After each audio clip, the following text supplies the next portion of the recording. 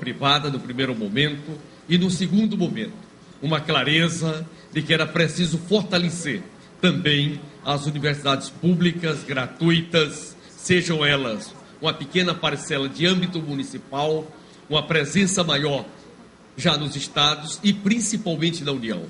Eu lembro muito bem de que na década de 90 e até mais ou menos 2004, a grande angústia dos chefes de departamentos, dos reitores, era como pagar a conta de água, de luz, de telefone e material de expediente e também fazer a manutenção dos seus espaços físicos, porque estava numa situação muito caótica, sem falar na reposição dos nossos professores, da ampliação de vagas para os nossos alunos, esse processo todo, num esforço coletivo, envolvendo as entidades de classe, a sociedade brasileira e principalmente o corpo docente e discente. Hoje nós temos uma rede universitária pública, federal, gratuita e de qualidade, em melhores condições do que o que nós tivemos até 2004.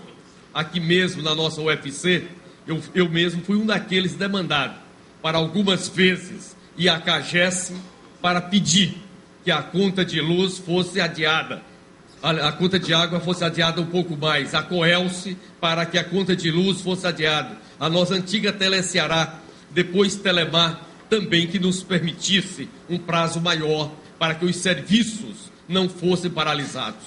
Isso faz parte do passado. Hoje, essas instituições mantêm rigorosamente em dia as suas obrigações, os seus fornecedores reduziram os custos e nós reduzimos o custo de manutenção da nossa estrutura universitária. Ao mesmo tempo, nós precisávamos de repor o concurso público, porque nosso corpo de professores e professoras já estava com um bom tempo na casa e éramos obrigados a contratar temporariamente um conjunto de professores e professoras para preencher essas lacunas. Fizemos todo um processo de reestruturação, de reorganização e autorizamos e contratamos em todo o Brasil 47 mil novos professores e professoras, envolvendo tanto as universidades, as escolas técnicas e os Cefetes, hoje FET. Esse processo, ele se conclui em 2010.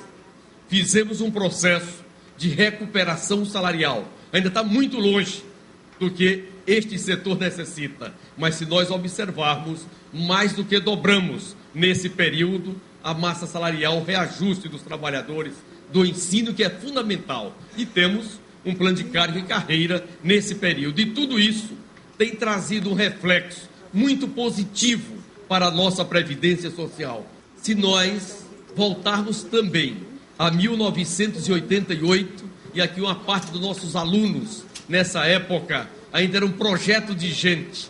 Nós chamamos projeto de gente quando nós estamos namorando a menina, aí começa a discutir como é que vai ser o nome da criança, do menino, da menina, aquelas confusões que faz parte da nossa vida, ali entre 17, 20 e poucos anos de idade, depois a gente constitui a família, nasce as crianças, é uma coisa maravilhosa, e depois eles possam dizer de que nós estamos trazendo problema para eles, porque pegamos os seus pés para acompanhar, para ver a hora que volta para casa, o que está fazendo. Isso faz parte da juventude.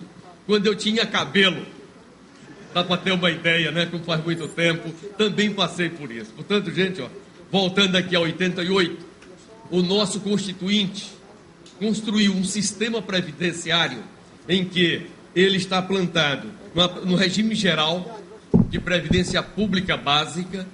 Esse regime, lá em 88, tinha 4 milhões de aposentados e pensionistas. Hoje está com 26 milhões 167 mil aposentados e pensionistas, e nós pagamos rigorosamente em dia em qualquer ponto do Brasil em que o trabalhador pede para receber o seu benefício. Nós temos o regime próprio dos servidores públicos. Aqui envolve 1.911 municípios. Vocês sabem de que no Brasil nós temos 5.562 municípios. Desses, 1.911 estão aqui no regime geral, no regime próprio, e os outros estão no regime geral do INSS. Nós temos também os 26 estados, o Distrito Federal e mais os servidores da União, da administração direta, autárquica e fundacional, porque as empresas públicas e sociedade de economia mista da União estão todos no regime geral. Temos a Previdência Complementar. Esta Previdência Complementar é de 1904, portanto é anterior à Lei Eloy Chaves do regime geral, que é de 1923.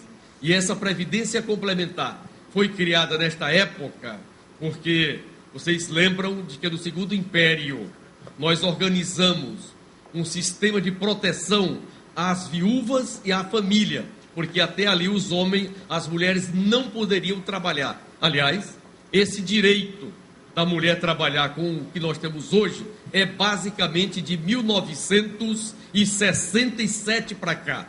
Em 1951, tivemos a primeira legislação assegurando uma série de direitos em que a mulher podia criar a sua empresa sem precisar mais da autorização do seu companheiro ou do seu pai, porque até então não podia. Esse processo evoluiu e só a partir de 67, através de um mandado de segurança, foi que elas garantiram o seu direito de concurso. Para ter uma ideia, como o nosso país é machista, é bem recente esse processo, mas hoje elas são maiorias.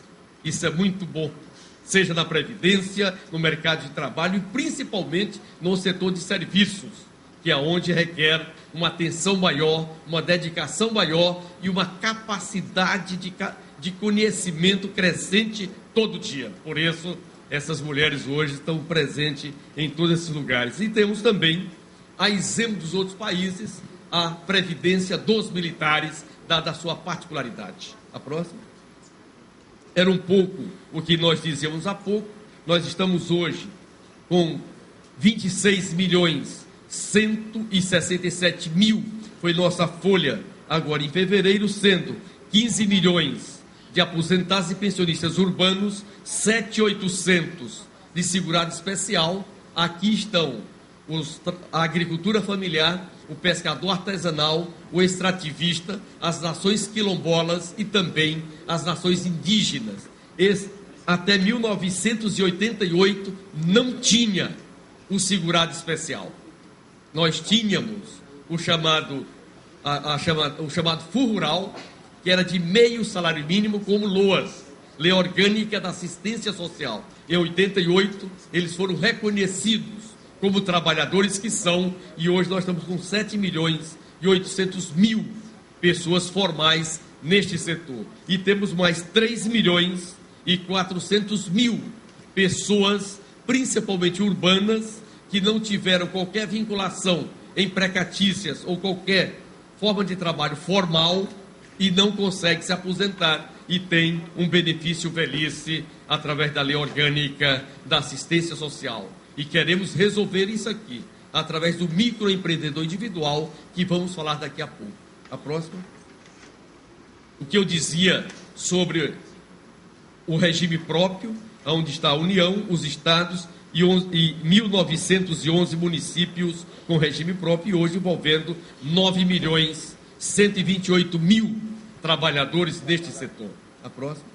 Aqui a Previdência Complementar, a fechada, que vem de 1904, e esse processo, nós hoje temos um ativo, uma poupança nacional de 442 bilhões de reais.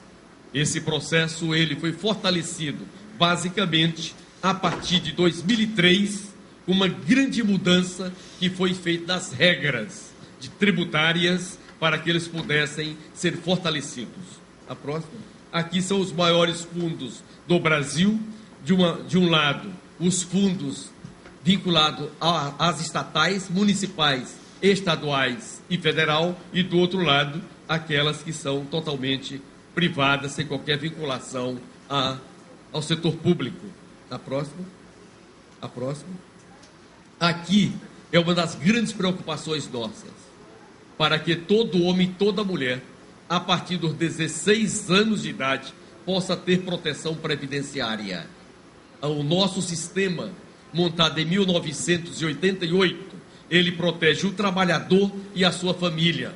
Quando a mulher ganha a sua criança, ela tem um salário maternidade de no mínimo 4 meses pago pelo regime geral e mais 2 meses pago pelo empregador, nas tratativas que são feitas. Quando nós adoecemos ou temos um acidente de trabalho, nós garantimos o salário integral nesse período. Quando nós chegamos à terceira idade, e aí, quando temos juventude acumulada, igual José Pimentel, você tem a aposentadoria. E quando Deus nos leva, a gente protege a família com pensão por morte. Em 2007, esses dados são da pesquisa PNAD do IBGE, nós tínhamos 65%. Vocês sabem que a pesquisa ela é concluída no mês de outubro do ano subsequente, e os indicadores para 2008, nós estamos chegando a 67% de toda a população brasileira acima de 16 anos de idade, com vinculação direta à Previdência Pública brasileira. Vou mostrar um banco de dados logo em seguida, que nós concluímos em outubro de 2008, que permite a concessão do benefício previdenciário em até 30 minutos, em meia hora. Esse banco de dados hoje tem 1 trilhão e 300 bilhões de registros de vínculos empregatícios e de contribuições mês a mês, desde 1976 até o mês de fevereiro, que foi a última vez que ele foi alimentado, e agora, no início de abril, vamos alimentar com os dados de março de 2009. E a intenção nossa é cada vez mais ampliar essa cobertura previdenciária para que as pessoas possam ter essa proteção dele e dela como trabalhador e trabalhadora que são, e também da sua própria família. A próxima. Aqui são algumas preocupações nossas. Nós temos, em 2007, nós tínhamos 6.200.000 trabalhadoras e trabalhadores domésticos. Deste público, 4.100.000 não tem qualquer proteção trabalhista e nem previdenciária. São mulheres que estão dentro dos nossos lares, principalmente da classe média brasileira, e quando ela ganha a sua filha ou seu filho, não tem direito a um dia para ficar com a sua filha ou seu filho, para dar o peito e cuidar. E nós já estamos batalhando por 6 meses. É justo os 6 meses que nós queremos, mas temos que ter um olhar também para cá. E desde janeiro de 2008, cada real que o empregador doméstico paga para o INSS por conta da assinatura da carteira da sua secretária, da sua trabalhadora doméstica, ele deduz integralmente no imposto de renda que ele paga. Portanto, aqui é muito mais uma questão de consciência. Graças a Deus que as nossas faculdades de engenharia, de arquitetura, de urbanismo, que trata da nossa moradia, tem tido um olhar diferente. Porque se a gente voltar aos 20 anos atrás, o cômodo menor da nossa casa era exatamente o cômodo da trabalhadora doméstica. Era tão apertado, mas tão apertado que ela entrava. Se ela entrasse de frente, não conseguia se dobrar para poder deitar na cama. Tinha que já entrar na posição para poder encontrar a sua cama, deitar e dormir. É verdade que isso faz parte do passado. Uns 20 anos para cá, toda vez em que você conversa com engenheiro, com arquiteto e até com técnico de construção, eles fazem críticas severas sobre isso. É evidente que um ou outro empreendedor, querendo economizar espaço no terreno, ainda fica forçando a construção de espaços que nem sempre são recomendados, mas a consciência mudou bastante. E agora precisamos dar mais um passo para a assinatura das carteiras de trabalho, e nesse 2009, nós estamos, a partir de julho, vamos fazer uma campanha muito forte de sensibilização. E aí o Franklin Martins, que é o nosso ministro das Comunicações, estão fazendo tratativas, principalmente com as televisões que fazem novelas, para inserir esse tema da problemática da assinatura da carteira da trabalhadora nesse item. E aqui tem um outro fator. Também parte das trabalhadoras não querem que anote na sua carteira a sua profissão, que é uma questão aqui também de conscientização, de valorização deste setor que é fundamental. E um país como o nosso, que está caminhando forte para que na terceira idade tenham mais pessoas e com a longevidade, com a melhoria do saneamento básico, das políticas preventivas, dos hábitos alimentares, nós estamos vivendo mais e vamos precisar cada vez mais deste profissional e desta profissional nesse ramo de atividade para que possa cuidar melhor das pessoas da terceira idade. E aqui nós queremos enfrentar esse debate nesse 2009. A próxima. Este é um outro setor que diz respeito direto à plateia que aqui está, que é a construção civil. É evidente que o engenheiro não cuida só de construção civil, mas aqui tem como eu diria, uma base muito sólida e muito forte, principalmente quando o Estado Nacional, entendido o Estado Nacional como pacto federativo, os municípios, os estados, a União, a iniciativa privada, os vários atores sociais estão alavancando muito a indústria da construção civil.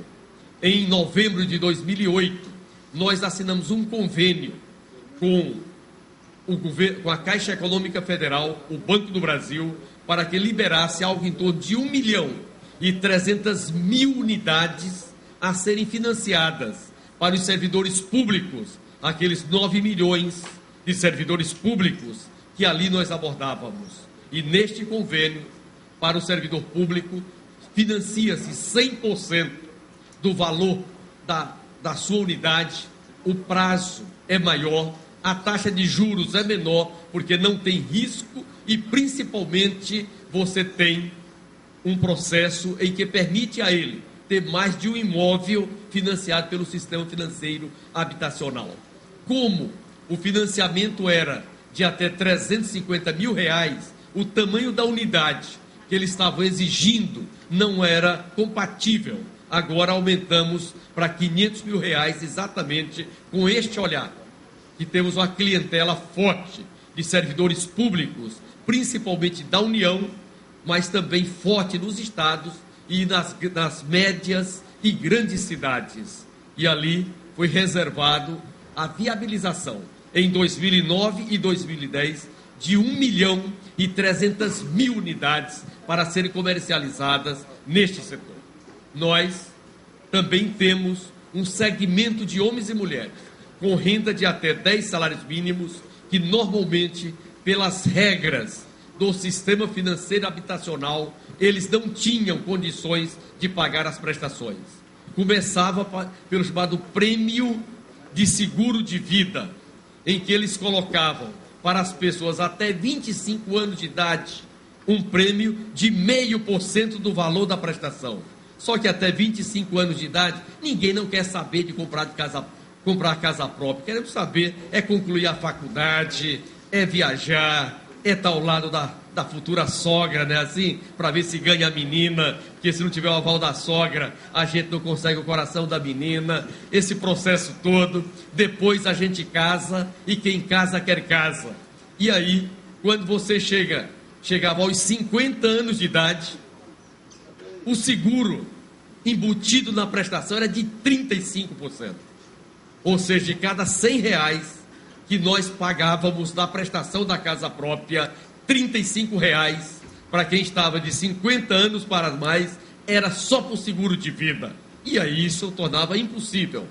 Agora, nesse 2009, nós estamos numa queda de braço com as seguradoras para poder reduzir isso. E, na política lançada nesta semana, para viabilizar 1 milhão de moradias, voltado para este setor, de menor renda até 10 salários mínimos, nós conseguimos reduzir significativamente esse seguro, mas para os outros ainda continua num patamar insustentável e precisamos enfrentar esse debate. E nós temos um grande número de trabalhadores da construção civil que ainda não tem carteira assinada. Temos aqui, lá em dezembro de 2007, tínhamos 5.600.000 trabalhadores neste setor. Desse público, 3.600.000 mil não tinha carteira assinada e nem tampouco tinha previdência social. A boa parte deste público são pequenos empreendedores. Então, o cidadão, ele é um pedreiro, ele é um eletricista, ele é um encanador, ou tem uma pequena empresa, ele faz pequenas obras e não termina se vinculando e são informais. E aí nós precisamos enfrentar este problema. E esse problema está exatamente aqui, que é o microempreendedor individual. Este público, ele tem uma renda bruta ou um faturamento bruto de até R$36 mil. Em dezembro de 2007, nós tínhamos em torno de 11 milhões e 100 mil homens e mulheres nessa situação. Aqui também se soma o feirante, o pipoqueiro, o borracheiro, a manicure, o cabeleireiro. Esses não gostam muito do ministro, né? Porque dá prejuízo para eles, não é verdade? Tem costureira, uma série de pessoas nesta situação. E aprovamos em dezembro de 2008 mais um espaço no Simples Nacional. O Simples Nacional, aqui particularmente para os nossos estudantes que estão concluindo a sua faculdade, uma parte vai ser empregado formal e uma outra parte vai montar o seu empreendimento. E este sistema simplificado, ele reduz a carga tributária, ele reduz a burocracia, simplifica a criação da empresa. Ele iniciou no Brasil formalmente em 1996, aí já está mais perto dos nossos alunos, e em 11 anos nós chegamos a 1.337.000 empresas formais inscritas no Simples Federal.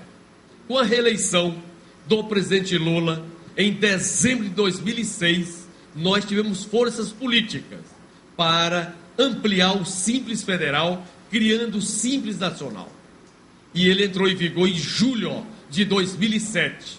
E através do Simples Nacional, nós legislamos em nome dos 5.562 municípios, das 26 Assembleias Legislativas, da Câmara Distrital em Brasília, e em 18 meses, este Simples Nacional chegou a 3.119.000 empresas e 60% de todos os brasileiros com carteira assinada no Brasil estão no Simples Nacional. Este é um grande empregador do Brasil. E nesse mês de janeiro de 2009, no auge da crise, nós tivemos 407.000 micros e pequenas empresas se formalizando e pedindo adesão ao Simples Nacional. E este setor, ele produz para o mercado nacional, e principalmente para as classes C e D, que são os setores que têm até 10 salários mínimos de renda. As classes B e A estão acima dos 10 salários mínimos. E neste segmento está faltando mercadoria. O carro popular, vocês sabem que as montadoras, elas produzem também a qualidade do carro, de acordo com a nossa faixa de renda. Quem for comprar um carro popular hoje, espera 35 dias para receber, porque não tem. E não tem porque este setor avaliava que a crise iria atingir o mercado brasileiro, como atingiu os outros países, e nos meses de outubro, novembro e dezembro deixou de produzir, demitiu, e agora está faltando mercadoria, fruto do mercado, da pujança do mercado nacional. Temos crise sim. Aonde? No setor exportador. E alguns setores exportadores, e não na sua totalidade. E temos uma necessidade de financiamento da produção nacional, porque nós tínhamos uma parte desse financiamento que era captado dinheiro nos países centrais e vinha para cá. Como eles quebraram, e a quebra foi exatamente no coração do capitalismo, que nós dizemos as pessoas brancas de olhos azuis que geraram esta crise, e querem agora que nós dos países emergentes, que fizemos o dever de casa, que nos preparamos, vamos pagar a conta deles. Nos meses de outubro e novembro, essas empresas que operavam no Brasil fizeram remessas de lucros para suas matrizes em patamares muito altos. De janeiro para cá, esse processo deixou de existir. E é por isso que nós estamos voltando a nossa balança comercial também a crescer e viabilizando o financiamento nacional. Porque não vamos pagar a crise que eles geraram. É evidente que tem que ter muita firmeza. E o chamado Grupo dos 20, ou seja, das 20 maiores economias do mundo, não pode pagar a conta das 8 maiores economias do mundo que fizeram essa lambança, como a gente chama, no sistema financeiro nacional. Portanto, aqui no microempreendedor individual, a partir de julho, nós queremos começar a sua formalização. E dia 30, segunda-feira agora, no âmbito do governo federal, dos governos estaduais e dos municípios, nós fecharemos todo o procedimento e vamos formalizar essas empresas em até 30 minutos, em até meia hora. Será um tempo médio para você sentar na frente do seu computador querendo, ou da repartição, e em meia hora você vai sair com o seu CNPJ na mão, com a autorização para funcionar. E em 2003 era 150 dias. Em 2003 era 150 dias, estamos trazendo para meia hora. A próxima. Aqui é a melhoria do atendimento. No mundo dos serviços e no mundo da humanização em que nós vivemos, quanto mais tempo nós tivermos para dedicar à nossa família, ao lazer, ao conhecimento, aquilo que nos satisfaz, a política do entretenimento que nós dizemos, ou uma satisfação que nós precisamos fazer, nós precisamos ajudar. A nossa previdência, aí é para a turma, da minha turma que tem poucos, da década de 70, nós levávamos 4 anos para conceder uma aposentadoria. Parece coisa do passado, mas eu sou desta época. Esse tempo era de tal ordem, mas de tal ordem, que o presidente Lula conseguiu convencer o coração de Dona Marisa, que era viúva, ela lutando para receber a sua pensão de aposentar, de viúva que é, e os sindicatos metalúrgicos cuidava dessa parte, o marido dela era metalúrgico também, e o Lula também era viúvo. E aí diz ele que ficou segurando o processo até que ela se apaixonou. E isso deu esse casal maravilhoso, que já está com mais de 30 anos de convívio, e é uma santa, porque para aguentar nós homens tem que ser muita santa, né? Portanto, esse processo que era de 4 anos, lá na década de 70, na década de 90 veio para 180 dias, até 2007 estava em torno de 120 dias, em 2008 nós implementamos uma série de medidas, conseguimos trazer para 35 dias, e nesse 2009 ele está em meia hora, a concessão dos benefícios urbanos. Para isso, fizemos um investimento muito forte em tecnologia. A Dataprev, que é uma empresa pública que estava na pauta para ser extinta, porque não prestava para nada no linguajar dos gestores da década de 90, hoje é uma excelência em tecnologia da informação, está entre as 5 melhores empresas de tecnologia do Brasil, e ela que faz isso. E os trabalhadores são os mesmos. Não mudamos os trabalhadores, deixando claro que a questão é de gestão e de compromisso. Os nossos servidores do INSS, que eram pisoteados por nós, muitas vezes os seus filhos não diziam na escola qual era a profissão do pai, porque a imagem era da fila e todos nós reclamávamos. Hoje tem orgulho de dizer que são servidores do INSS, porque nós, era só gestão. Os trabalhadores são os mesmos, não mudamos nenhum. É verdade que tem mais tecnologia, tem melhor salário, tem valorização, tem capacitação, tem investimento no conhecimento.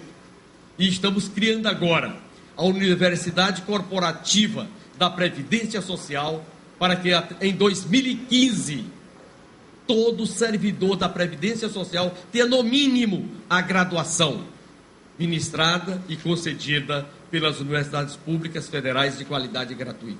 Estamos terminando de formatar isso e eu acho que no segundo semestre já começamos as primeiras experiências e a partir de março queremos que todos eles, uma parte fará à distância e a outra parte presencial com o nosso corpo de professores, através de um convênio que nós estamos fazendo com as universidades federais do Brasil. Estamos formatando isso para que possamos dar mais conhecimento a eles. E hoje nós temos 26.167.000 benefícios que são pagos todo dia, rigorosamente em dia, em qualquer ponto do Brasil.